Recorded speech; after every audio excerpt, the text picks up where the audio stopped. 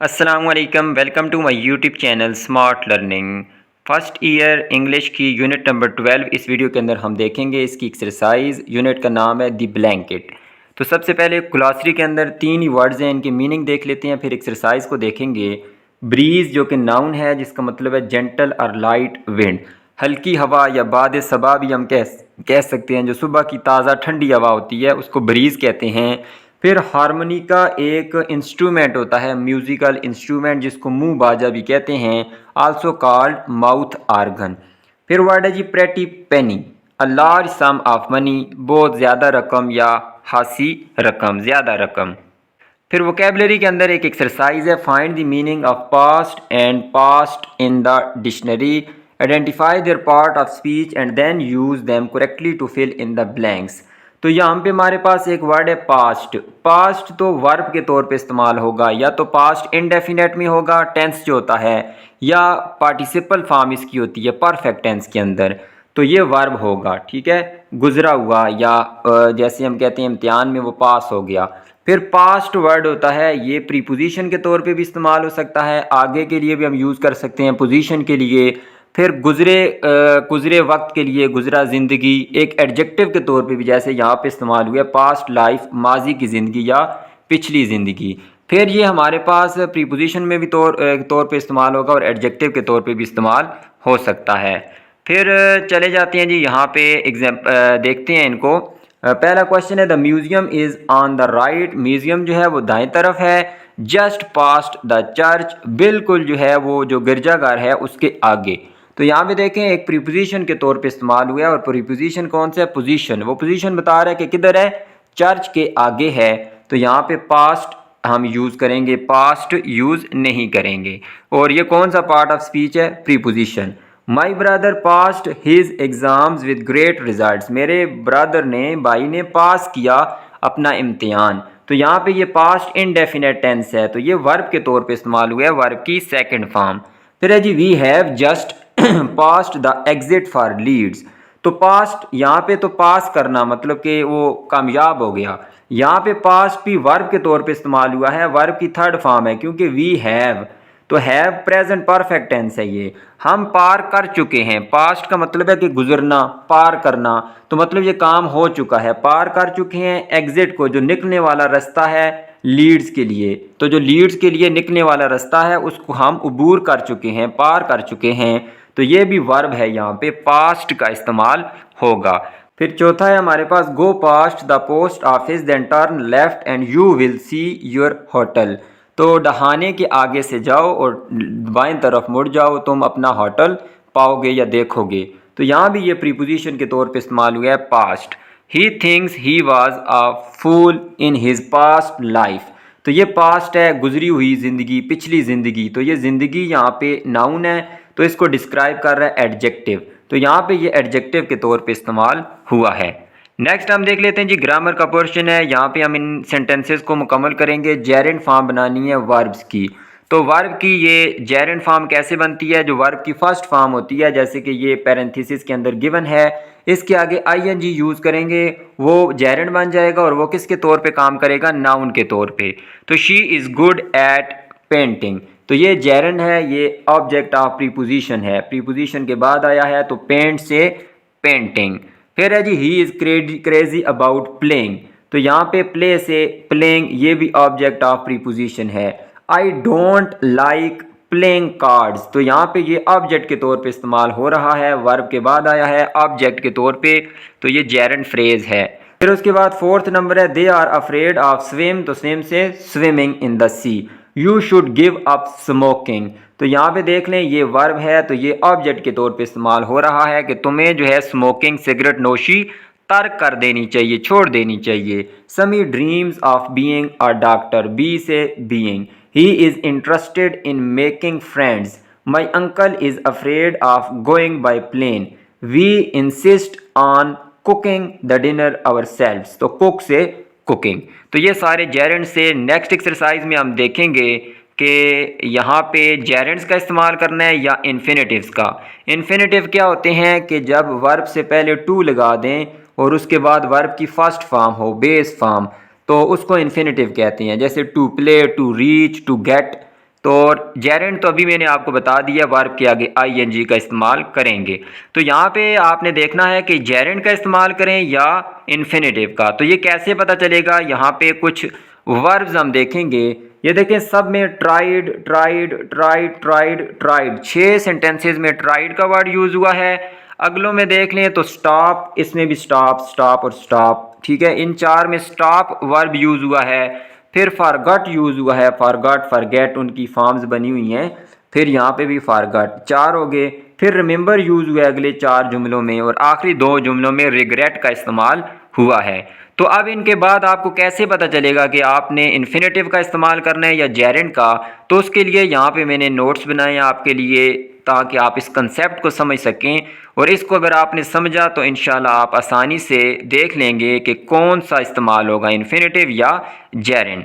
तो आप देख लें जी, ट्राई, जब भी वर्ब ट्राई आया उसके बाद आपने क्या लगाना है। ये देखिए, ट्राई तो पहले से लगा होगा, ट्राइड ट्राइड ट्राइड। उसके बाद आपने क्या लगाना है, यहाँ पे ड्रिंकिंग लगा है, यहाँ पे टू रीच लगा है, इसमें जेरेंड लगा है, इसमें इन्फिनेटिव लगा है। ये आपको कैसे पता चलेगा कि जेरेंड लगाएं या इन्फिनेटिव। तो इसके लिए देखें जी, अगर वर्ब ट्राई हो तो उसके बाद आपने देखना है कि उसमें काम क्या हो रहा है। अगर काम करने की कोशिश की जा रही है, ठीक है, अटेम्प्ट हो रही है या मेक एन एफर्ट, कोई भी एफर्ट हो रही है, बेशक वो बंदा कामयाब हो रहा है या नाकाम हो रहा है, ये हमने नहीं देखना। अगर उसने काम करने की कोशिश की है तो वहाँ पे आप इन्फिनेटिव का इस्तेमाल करेंगे। जैसे ये जुमला मैंने बनाया, इधर उल्टा मैंने लिख दिया था, इसकी एग्जांपल ये है और इसकी एग्जांपल ये है। तो ये देखें example, I tried to lift the box but it was too heavy. मैंने बॉक्स को उठाने की कोशिश की। तो बॉक्स को उठाने की मैंने कोशिश की है, अटेम्प्ट की है, एफर्ट की है। तो यहाँ पे मैंने लिफ्टिंग नहीं लगाया बल्कि क्या लगाया है, टू लिफ्ट लगाया है। तो जब भी काम करने की कोशिश होगी तो इन्फिनेटिव लगेगा। किसके लिए, ट्राई के लिए। हर एक के लिए अपना अपना ये आपने वर्ड याद रखना है। स्टॉप के लिए लायदा, फॉरगेट के लिए लायदा, ये 5 वर्ब यहाँ पे इस्तेमाल हम करेंगे। फिर अगर किसी मसले को हल करने का तरीका आजमाना हो या तजर्बा हम कह सकते हैं, एक्सपेरिमेंट, तो जब भी ट्राई के बाद जुमले के अंदर कोई एक्सपेरिमेंट हो, कोई तजर्बा हो, कोई आजमाना हो आपने कोई चीज़, तो वहाँ पे आप जेरेंड का इस्तेमाल करेंगे। जैसे मैंने यहाँ पे ये मिसाल ये लिखी है, he tried walking without shoes. तो उसने जो है ना बगैर जूतों के चलने का तजर्बा किया। अब यहाँ पे आपने कोशिश की ये नहीं कहना, बल्कि उसने क्या किया, तजर्बा किया बगैर पाँव जूतों के चलने का। But the road was too hard, ठीक है, रोड क्या थी, गर्म थी, लेकिन उसने तजर्बा किया कि चलो देखते हैं जी, रोड अगर गर्म है या कैसी रोड है तो उस पर बगैर जूतों के चलते हैं तो कैसा होता है। तो जब आप तजर्बा करेंगे, कोई एक्सपेरिमेंट करेंगे तो जेरेंड लगाएं। कब, ट्राई के बाद। अगर आप कोई कोशिश कर रहे हैं तो फिर इन्फिनेटिव लगाएं। दूसरा देख लें जी, स्टॉप। अच्छा, इनको पहले देख लेते हैं 6 जुमलों को, फिर अगला कंसेप्ट देखेंगे। तो पहले 6 जुमले देख लेते हैं ट्राई के बाद। I could not sleep so I tried. तो यहाँ पे देखें ट्राइड यूज हुआ है। उसके बाद क्या आएगा जी, ड्रिंकिंग सम हॉट मिल्क। तो उसको नींद नहीं आ सकी, मतलब नींद नहीं आई। तो नींद नहीं आई तो उसने कहा है कि चलो क्या करते हैं जी, गर्म दूध पी के चेक करते हैं, एक्सपेरिमेंट करते हैं। तो उसने एक्सपेरिमेंट किया है, दूध पीने की कोशिश नहीं की, बल्कि नींद नहीं आई तो इस वजह से उसने क्या किया कि चलो गर्म दूध पी ले लेते हैं। इस वजह से इसका जेरेंड इस्तेमाल होगा। जब एक्सपेरिमेंट होगा तो जेरेंड लगाएंगे ड्रिंकिंग। कब, वर्ब ट्राई के बाद। दूसरा है, she tried to reach the book on the high shelf but she was too small. तो उसने कोशिश की, यहाँ पे कोशिश की है उस किताब तक पहुँचने के लिए जो शेल्फ के ऊपर पड़ी थी, लेकिन वो बहुत छोटी थी, उसका कद बहुत छोटा था, इस वजह से वो कामयाब ना हो सकी। बेशक कामयाब हो या ना हो, लेकिन जब भी अटेम्प्ट होगी, एफर्ट होगी, तो वहाँ पे आप इन्फिनेटिव का इस्तेमाल करेंगे। कब, ट्राई के बाद। ये किसके लिए, वर्ब ट्राई के लिए सिर्फ, अगलों के लिए लादा रूल्स होंगे। फिर है जी, दे ट्राइड। उसके बाद है to get to the party, to get to the party on time but the bus was delayed. उन्होंने पार्टी पे वक्त पे पहुंचने की कोशिश की। उन्होंने ये तो कोशिश की कि वक्त पे पहुंचा जाए, लेकिन बस ने देर की, बस जो है वो लेट आई। तो यहाँ पे भी अटेम्प्ट हुई है, एफर्ट हुई है, तो इस वजह से इन्फिनेटिव का इस्तेमाल होगा। We tried opening the window but it was so hot outside it did not help. तो उन्होंने जो है ना तजुर्बा किया कि हम खिड़की को खोलते हैं, लेकिन बाहर गर्मी ज़्यादा थी। उन्होंने एक्सपेरिमेंट किया, यहाँ पे खिड़की को खोलने का, तो इस वजह से यहाँ पे क्या आएगा, ओपनिंग आएगा, जेरेंड आएगा, एक्सपेरिमेंट हुआ है। He tried to get a job in newspaper firm but they would not hire him. उसने कोशिश की कि अखबार की जो फर्म है, कंपनी है, उसमें वो जॉब हासिल करे, लेकिन उन्होंने उसको मुलाजमत पे नहीं रखा। तो उसने कोशिश की, इस वजह से यहाँ पे इन्फिनेटिव इस्तेमाल होगा टू गेट। फिर है जी ही ट्राइड। अब देखें यहाँ पे दोनों सेम ही चीज़ें आपको लग रही हैं, लेकिन यहाँ पे फ़र्क आपको पता चलेगा। दे वुड नॉट हायर हिम, उन्होंने हायर नहीं किया, और वो अभी भी मुतमन नहीं था। ठीक है, मुतमन नहीं था मतलब कि जो उसने ये तजर्बा किया, जॉब हासिल की, तो he tried getting a job in newspaper firm but he still was not satisfied. तो जो उसने तजर्बा किया उससे वो मुतमिन नहीं था जॉब हासिल करने का। तो यहाँ पे हम क्या इस्तेमाल करेंगे, गेटिंग, ये जेरेंड होगा। फिर चले जाते हैं जी स्टॉप पे। नेक्स्ट वर्ड है हमारे पास स्टॉप, वर्ब हुआ, तो उसके बाद इन्फिनेटिव, ये इन्फिनेटिव वाली लाइन है, ये जेरेंड वाली। ठीक है, तो इन्फिनेटिव कब इस्तेमाल करेंगे, इन्फिनेटिव तब हम इस्तेमाल करेंगे जब हम दूसरा काम रोकने के लिए एक काम, दूसरा काम करने के लिए एक काम को रोकें। मतलब एक काम रोका, दूसरा काम किया, तो फिर इन्फिनेटिव आएगा। लेकिन अगर मुकम्मल काम बंद कर दिया, दूसरा काम नहीं करना, काम ही आपने ख़त्म कर दिया, तो वहाँ पे जेरेंड का इस्तेमाल करेंगे। ठीक है, मिसाल के तौर पे द ड्राइवर, अच्छा ये ड्राइवर यहाँ पे आर लिखेंगे, the driver stopped to pick up the passenger. उसने गाड़ी रोकी, एक काम रोका उसने, क्यों, क्योंकि दूसरा काम उसने करना था। क्या काम किया उसने, पैसेंजर को पिक करना था, इस वजह से यहाँ पे इन्फिनेटिव आया है। एक काम बंद करके दूसरा काम स्टार्ट करें, एक काम रोक के, तो इन्फिनेटिव आएगा। लेकिन काम को बिल्कुल रोक दें, she stopped watching TV after dinner, तो डिनर के बाद उसने टीवी देखना बंद किया या रोक दिया। तो यहाँ पे देखें उसने उसके बाद और कोई काम नहीं किया, मतलब स्टडी करने के लिए टीवी बंद नहीं किया, बल्कि बस काम ख़त्म कर दिया वहाँ पे। तो जब काम क्या हो जाएगा जी, क्लोज हो जाएगा, सीज हो जाएगा, बंद हो जाएगा, तो वहाँ पे जेरेंड, अगर एक काम को ख़त्म करके दूसरा काम करना हो तो वहाँ पे इन्फिनेटिव आएगा। अब देख लेते हैं जी, you should stop smoking, it is not good for your health. अब यहाँ पे देखें काम उसने ख़त्म करना है, स्मोकिंग क्विट करना है, उसको ख़त्म करना है। ये नहीं कि स्मोकिंग ख़त्म करके कोई और नशा करने लग जाए, एक काम को रोक के दूसरा काम करे, ऐसा नहीं है।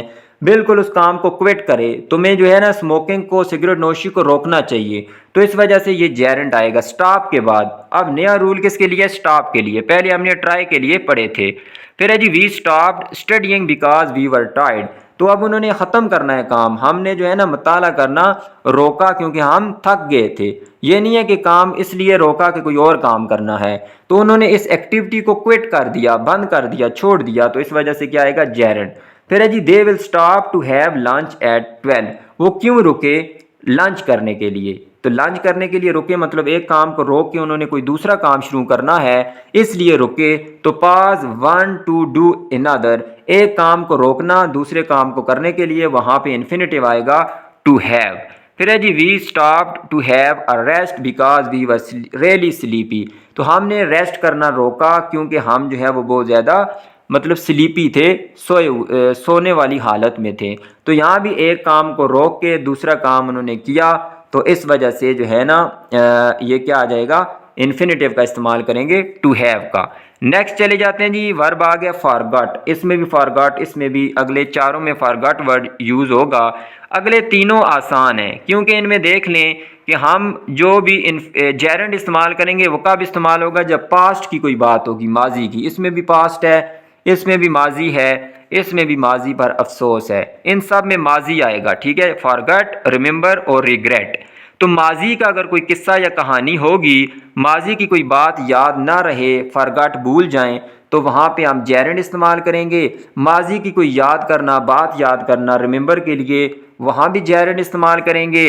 और इसके अलावा माजी की किसी बात पे रिग्रेट होना, अफसोस होना, तो वहाँ भी हम इस्तेमाल करेंगे जेरेंड। ये तीनों तो आसान हैं। इन्फिनेटिव के लिए देख लें, अगर आइंदा काम भूल जाना, क्योंकि फॉरगेट का मतलब है भूल जाना, तो अभी या आइंदा जो काम है उसको भूल जाना, इन्फिनेटिव। माजी ना हो, माजी हुआ तो जेरेंड, अगर ना हुआ तो इन्फिनेटिव। सिंपल सी ट्रिक है। रिमेंबर, यहाँ पे देख लें, अगर आइंदा काम या फ़र्ज को याद रखना, remember to water the plants, कि पौधों को पानी देना याद रखो। तो अब यहाँ पे माजी का तो काम नहीं, अभी उसको फ़र्ज बताया जा रहा है या आइंदा का काम करने के लिए कहा जाएगा, तो वहाँ पे इन्फिनेटिव। फिर रिग्रेट देख लें, मौजूदा इतला या खबर देना, अभी की, माजी पर नदामत ना हो बल्कि I regret to inform you that your interview has postponed, कि मुझे अफसोस हो रहा है तुम्हें इतला देते हुए कि तुम्हारा जो इंटरव्यू है वो मुलतवी हो चुका है। तो यहाँ पे देखें, मौजूदा की जब बात होगी तो इन्फिनेटिव, ऊपर भी मौजूदा या आइंदा की बात होगी तो इन्फिनेटिव, और फॉरगेट के लिए भी यही काम होगा। जबकि माजी का कोई वाक़या याद ना रहे, फिर जेरेंड, माजी की याद के लिए, रिमेंबर तो है ज़ाहिर सी बात है याद करना, तो माजी के लिए जेरेंड, और फिर माजी की बात पे अफसोस करने के लिए क्या हो जाएगा, जेरेंड। तो ये तीनों एक जैसे ही हैं तकरीबन, फॉरगेट, रिमेंबर और रिग्रेट। तो अगले 10 हम देख लेते हैं जी। यहाँ पे we oh no I forgot to buy milk. अब इसमें माजी का जिक्र नहीं है, तो मैं जो है भूल गया दूध खरीदना। तो fail to remember to do a supposed task, जो उसको जिम्मे फ़र्ज था, कोई काम था उसको दिया गया था, तो वो काम करना भूल गया है।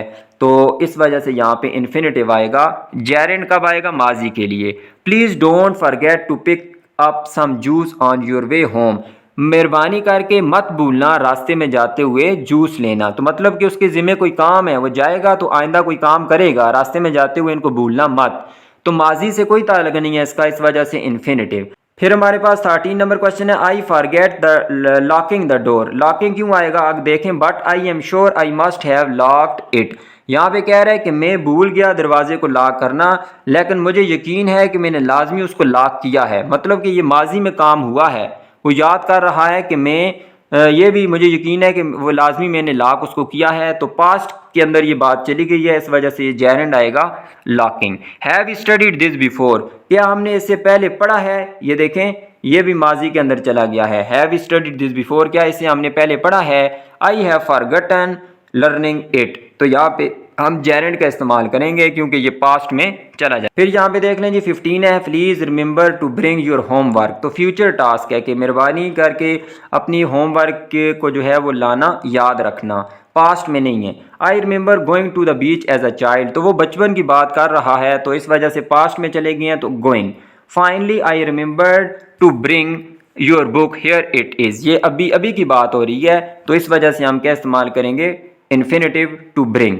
फिर है जी do you remember eating steak in that little restaurant in Lahore. तो अब उस लाहौर के अंदर जब उन्होंने कोई विजिट वगैरह किया था, लिटिल रेस्टोरेंट में गए थे, तो उस लिटिल रेस्टोरेंट मतलब कोई मासी की बात है, दैट उस होता है। दिस का मतलब होता है कि ये जो अभी है, दिस रेस्टोरेंट, इस रेस्टोरेंट के लिए, तो दैट मतलब पास्ट में, तो यहाँ भी ईटिंग का इस्तेमाल करेंगे जेरेंड। फिर उसके बाद 19 नंबर है, इसमें भी रिग्रेट है, इसमें भी रिग्रेट है, लेकिन ये देखें I regret to tell you the train has been delayed. तो ये अभी मौजूदा की खबर है, उसको इतला दी जा रही है कि ट्रेन जो है वो ताहीर का शिकार हो गई है, उसको देर हो गई है, तो इस वजह से इन्फिनेटिव।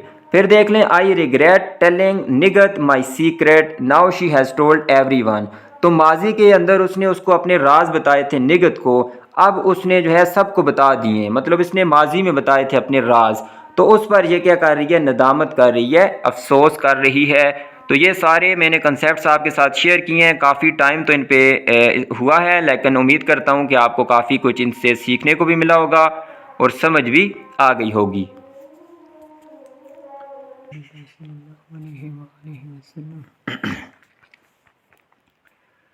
तो यहाँ तक ये 20 क्वेश्चन थे। उम्मीद करता हूँ कि आपको ये कंसेप्ट्स क्लियर हुए होंगे। इनको अपने जहन में रखना है ताकि आप इन क्वेश्चन को सॉल्व कर सकें। फिर जी बड़े ही आसान क्वेश्चन है, यहाँ पे कहा जा रहा है कि रिप्लेस करें जेरेंड को इन्फिनेटिव से और इन्फिनेटिव को जेरेंड से। तो टू लाफ इसमें इन्फिनेटिव है और टू फ्रॉन, तो लाफिंग इज़ बेटर देन फ्रॉनिंग। फिर राइटिंग जेरेंड है तो टू राइट हो जाएगा इसकी जगह। फिर टू कलेक्ट इसमें इन्फिनेटिव है तो इसकी जगह क्या हो जाएगा, कलेक्टिंग। और गिविंग है तो इसकी जगह क्या हो जाएगा, टू गिव। फिर है जी फ्लाइंग, तो इसकी जगह टू फ्लाई हो जाएगा और टू बैट की जगह क्या हो जाएगा, बैटिंग। फिर टू रीड और टू राइट से रीडिंग एंड राइटिंग। कुकिंग और पेंटिंग दोनों जेरेंड हैं तो इसकी जगह to cook and to paint दोनों भी हो सकते हैं, या इस टू को दोबारा इस्तेमाल बेशक न करें क्योंकि दोनों वर्ब इकट्ठे आएंगे, तो टू कुक एंड पेंट ये भी ठीक है, दोनों इस्तेमाल हो सकते हैं। Seeing is believing, to see is to believe. She loves making dolls, to make dolls, to wait से वेटिंग, टू सेल से सेलिंग। तो ये आसान सी एक्सरसाइज थी। अब यहाँ पे आपने एक चीज़ का ख्याल रखना है कि हमने बताना है कि ये जो आईएनजी वाली फॉर्म है, क्योंकि आईएनजी वाली फॉर्म नाउन के तौर पे भी इस्तेमाल हो सकती है, जेरेंड के तौर पे भी, और प्रोग्रेसिव मतलब कि कॉन्टीन्यूस टेंस के अंदर भी। अब याद रखें कि कॉन्टीन्यूस टेंस से पहले हेल्पिंग वर्ब भी होंगे, इज, एम, आर, या अगर पास्ट परफेक्ट कॉन्टीन्यूस में या प्रेजेंट परफेक्ट कॉन्टीन्यूस में हुआ तो वहाँ पे हैज़ बीन होगा या हैड बीन होगा या विल हैव बीन। तो इनमें से कुछ ना कुछ आएगा, हेल्पिंग वर्ब भी आएंगे। तो अब देख लें, ही लाइक्स रीडिंग बुक्स। तो यहाँ पे ये वर्ब आ गया लाइक्स। ये रीडिंग जो है जेरेंड है, जेरेंड फ्रेज है। तो दो वर्ब तो गठे कभी आ ही नहीं सकते, गठे इस तरह नहीं आ सकते। तो ये जेरेंड है, जेरेंड का इस्तेमाल हुआ है। रीडिंग बुक्स ये नाउन के तौर पे इस्तेमाल हुआ है। ही इज़ रीडिंग बुक्स, वो किताबें पढ़ रहा है। तो यहाँ पे देख लें हेल्पिंग वर्ब आया इज, एम, आर अगर आ जाए तो वो प्रेजेंट कॉन्टीन्यूस टेंस होगा। इसकी जगह वाज या वर भी आ सकता है, पास्ट कॉन्टीन्यूस, फ्यूचर कॉन्टीन्यूस भी हो सकता है, will be, he will be reading books, वो किताबें पढ़ रहा होगा। तो ये यहाँ पे प्रोग्रेसिव है। फिर है जी रीडिंग बुक्स। तो शुरू में तो जब भी आएगा तो वो सब्जेक्ट के तौर पे इस्तेमाल होगा। तो रीडिंग बुक्स यहाँ तक ये जेरेंड फ्रेज है जो कि सब्जेक्ट के तौर पे इस्तेमाल हो रहा है, जेरेंड होगा। ही is interested in reading books. तो ये ऑब्जेक्ट ऑफ प्रीपोजिशन है, मतलब कि ये भी यहाँ पे किसके तौर पे इस्तेमाल हो रहा है, जेरेंड के तौर पे।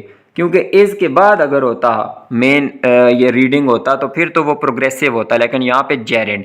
He was reading books. तो ये देख लें पास्ट कॉन्टीन्यूस टेंस है। वाज या वर के बाद जब वर्ब की आईएनजी वाली फॉर्म आती है, प्रेजेंट पार्टिसिपल फॉर्म, तो पास्ट कॉन्टीन्यूस होगा। यहाँ पे ये प्रोग्रेसिव के तौर पे इस्तेमाल हो रहा है। He has been reading books. तो हैज़ बीन जब हेल्पिंग वर्ब लगे और उसके बाद आईएनजी वाली फॉर्म लगे तो वो प्रेजेंट परफेक्ट कॉन्टीन्यूस होता है। तो यहाँ पे भी ये कॉन्टीन्यूस है तो इस वजह से ये प्रोग्रेसिव है। जहाँ पे भी कॉन्टीन्यूस टेंस होगा तो उसको हम प्रोग्रेसिव कहेंगे। जब भी जेरेंड नाउन के तौर पे इस्तेमाल होगा तो वो जेरेंड होगा। Instead of reading books Henry went to bed. तो यहाँ पे देख लें ये जेरेंड के तौर पे इस्तेमाल हुआ है। कोई भी यहाँ पे हेल्पिंग वर्ब आपको नज़र नहीं आ रहा, ये जेरेंड है। Do you like reading books. तो ये क्वेश्चन बना हुआ है, इसमें भी ये वर्ब पहले आ गया है, मेन वर्ब। तो ये यहाँ पे जेरेंड है, gerund. He had been reading books. तो वो किताबें पढ़ता रहा था। तो यहाँ पे देख लें हैड बीन, ऊपर हैज़ बीन था, ये प्रेजेंट परफेक्ट कॉन्टीन्यूस था। हैड बीन है तो ये पास्ट परफेक्ट कॉन्टीन्यूस है। तो यहाँ पे ये प्रोग्रेसिव के तौर पे इस्तेमाल हुआ है। His hobby is reading books. तो यहाँ पे ये कॉम्प्लीमेंट है, ये सब्जेक्ट है हिज हॉबी, इसका ये कॉम्प्लीमेंट है रीडिंग बुक्स। तो इसके बाद इंशाल्लाह मैं एसएसटी जनरल के लिए वीडियो तैयार कर रहा हूँ कि जेरेंड का इस्तेमाल सब्जेक्ट के तौर पे, ऑब्जेक्ट के तौर पे, ऑब्जेक्ट ऑफ प्रीपोजिशन के तौर पे या कॉम्प्लीमेंट के तौर पे। जैसे ये कॉम्प्लीमेंट है तो ये भी जेरेंड के तौर पे इस्तेमाल हुआ है। याद रखें प्रोग्रेसिव कब होगा, 6 टेंसेज हो सकते हैं, प्रेजेंट कॉन्टीन्यूस, पास्ट कॉन्टीन्यूस और फ्यूचर कॉन्टीन्यूस, या 3 और क्या होंगे, present perfect continuous, past perfect continuous और फ्यूचर परफेक्ट कॉन्टीन्यूस। तो इनके बाद अगर आईएनजी वाली फॉर्म आएगी मतलब उन टेंसेज के अंदर तो वो प्रोग्रेसिव होगा, इसके अलावा जेरेंड्स होंगे। तो यहाँ तक ये आज की वीडियो थी यूनिट नंबर 12 की। उम्मीद करता हूँ आपको काफ़ी कुछ सीखने को मिला होगा। वीडियो अच्छी लगी है तो इसको लाइक कर दें, चैनल को सब्सक्राइब कर दें। अल्लाह हाफिज़।